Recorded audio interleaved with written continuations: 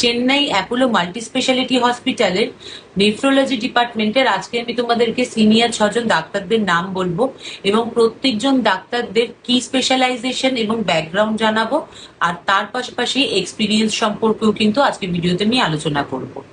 Nephrology ডিপার্টমেন্টের প্রথম যে ডাক্তারের নাম আমি তোমাদেরকে বলবো উনি হচ্ছেন ডক্টর রাজীব আন্নিগেরি। ওনার 23 বছরের এক্সপিরিয়েন্স, আর কি স্পেশালাইজেশন অ্যান্ড ব্যাকগ্রাউন্ড হচ্ছে kidney failure, dialysis, transplant, fellowship from Toronto, Canada. তারপরে হচ্ছে ডক্টর এস বালাসুব্রমণিয়ান।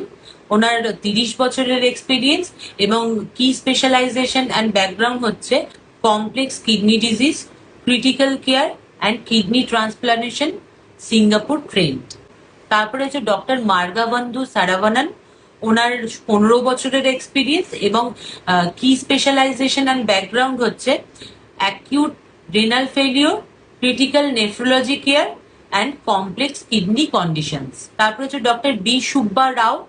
উনি হচ্ছেন 20 বছরের এক্সপিরিয়েন্সড এবং কি স্পেশালাইজেশন অ্যান্ড ব্যাকগ্রাউন্ড হচ্ছে renowned general nephrology, renal failure management. তারপরে আছেন ডক্টর ভেঙ্কটেশ রাজকুমার। ওনার হচ্ছে 16 বছরের এক্সপিরিয়েন্স। ওনার কি স্পেশালাইজেশন অ্যান্ড ব্যাকগ্রাউন্ড হচ্ছে interventional nephrology, difficult blood pressure control and dialysis access.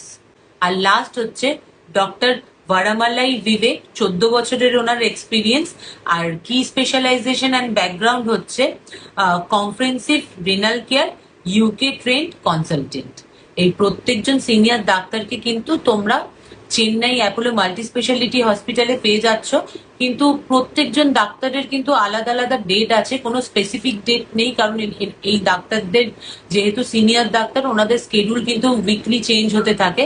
সেই কারণে আমি ওখানকার যে কন্ট্যাক্ট ডিটেলস রয়েছে, মানে অ্যাপোলো মাল্টি স্পেশালিটি হসপিটালের যে কন্ট্যাক্ট ডিটেলস রয়েছে, আমি সেই কন্ট্যাক্ট ডিটেলসটা কিন্তু আমার ক্যাপশনে দিয়ে রাখবো। তোমরা কিন্তু চাইলে সেখান থেকে সরাসরি হসপিটালে যোগাযোগ করে জেনে নিতে পারবে যে এই ডাক্তারদের মধ্যে কোন ডাক্তার সপ্তাহে কি কি বার অ্যাভেলেবেল থাকে।